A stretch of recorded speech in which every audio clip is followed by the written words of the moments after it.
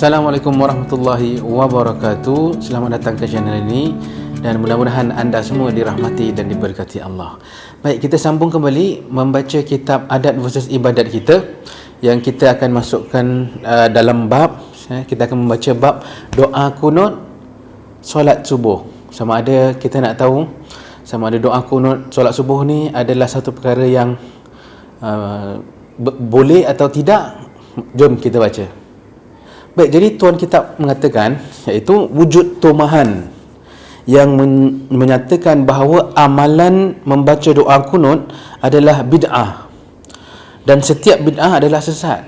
Hal ini demikian kerana Nabi SAW tidak membaca doa kunut secara berterusan dalam solat subuh. Maknanya Nabi ada pernah baca doa kunut, tapi kata tuan kitab, tapi tak secara berterusan. Jadi dalam isu ini ada antara riwayat yang mungkin menjadi asas hukum yang menjadikan atau menyatakan bahawa doa kunut adalah bid'ah adalah riwayat asar, iaitu kata-kata para sahabat daripada Abu Malik Asja'i, iaitu beliau bertanya kepada ayahnya tentang doa kunut. Dia kata, "Wahai ayahku, sesungguhnya engkau telah bersolat di belakang Nabi SAW, di belakang Abu Bakar, di belakang Umar, di belakang Uthman dan di belakang Ali di Kufah selama 5 tahun. Adakah mereka semua membaca doa kunut pada waktu subuh?"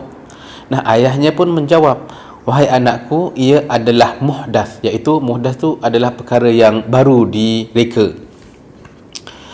Ini hadis riwayat Imam Tirmizi. Jadi dalam menjelaskan asar ni, menjelaskan yang asar yang tadi kita sebutkan tadi, Imam Tirmizi mengatakan hadza hadisun hasanun sahihun wal amalu alaihi inda aktsari ahli ilm.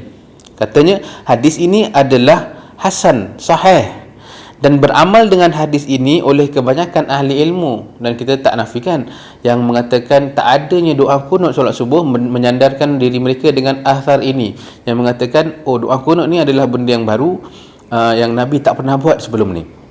Jadi, namun begitu, terdapat juga riwayat hadis yang menunjukkan Nabi SAW membaca doa kunut.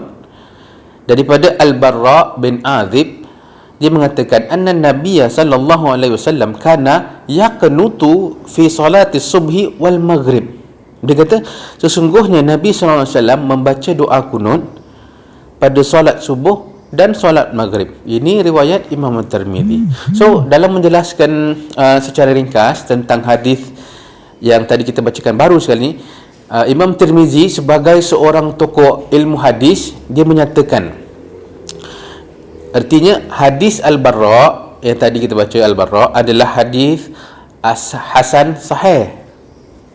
Para ahli ilmu berbeza pendapat dalam isu doa kunut pada solat subuh, maka sebahagian ahli ilmu dalam kalangan sahabat Nabi SAW dan lainnya berpendapat bahawa ada doa kunut pada solat subuh.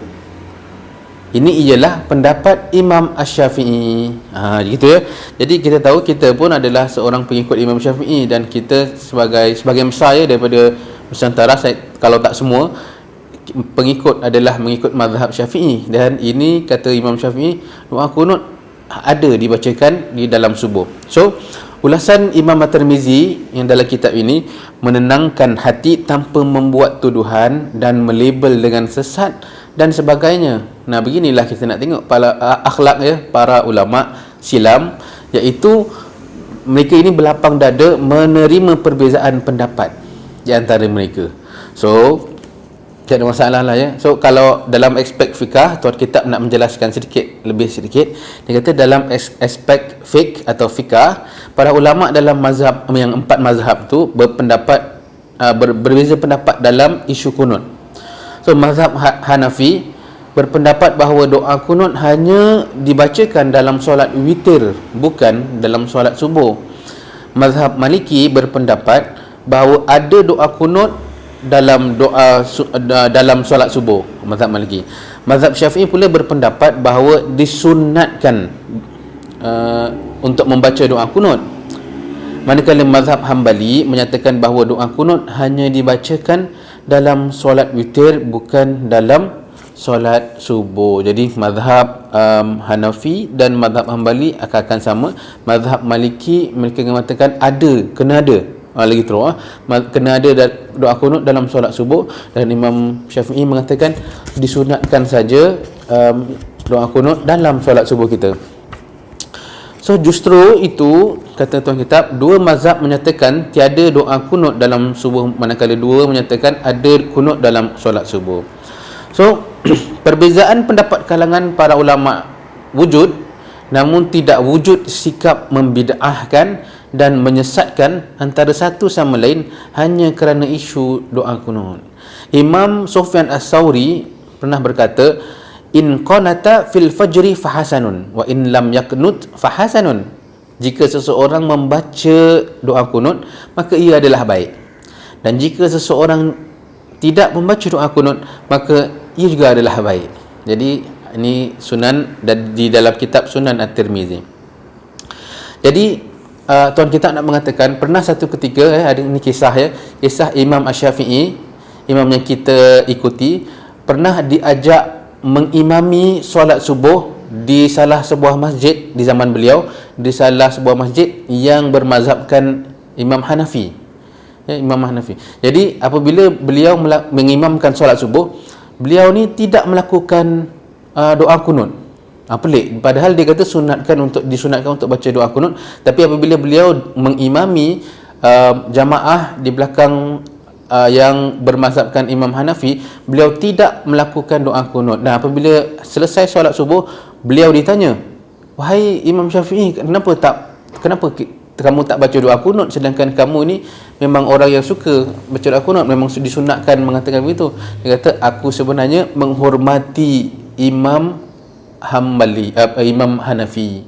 Dia kata, aku sebenarnya menghormati dan mengadabi dan menyantuni pendapat Imam Hanafi, sebab itu dia tidak melakukan doa kunut. Nah, begitulah gambarannya. Kita nak mengatakan yang seorang ulama, seorang yang alim, seorang yang ramai follower, kalau kita panggil sekarang influencer ke apa, ramai follower, dia tak ada pun menyikap untuk melabelkan orang, bahkan dia meraihkan, dia beza pendapat dan dia hormat pada salah seorang guru dia, iaitu Imam Hanafi.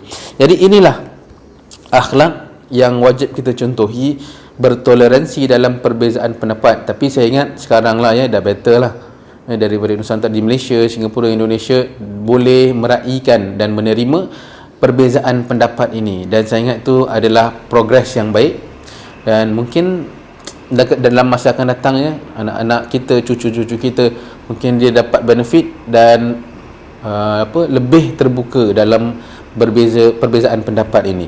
Jadi untuk itu, doa kunut bukanlah wajib dalam mazhab Syafi'i.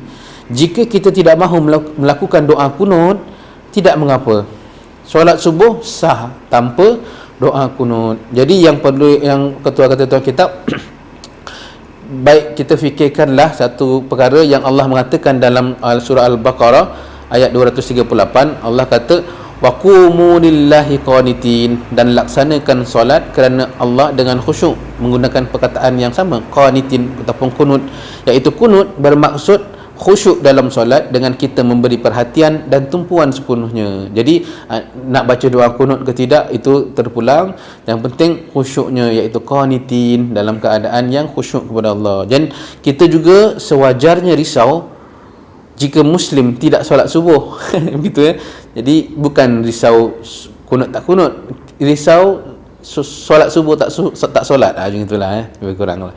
Bukannya risau jika Muslim membaca doa kunut atau tidak semasa solat subuh. Jadi itulah penerangan tuan kitab tentang bagaimana seseorang itu nak melakukan doa kunut atau tidak. Ini terpulang tuan-tuan mengikut mazhab Syafi'i, kita ini dibolehkan membaca dan dibolehkan tidak, sebab hukumnya adalah sunnah saja. So untuk itu kita akhiri bacaan kita ini dengan Assalamualaikum warahmatullahi wabarakatuh. See you next video.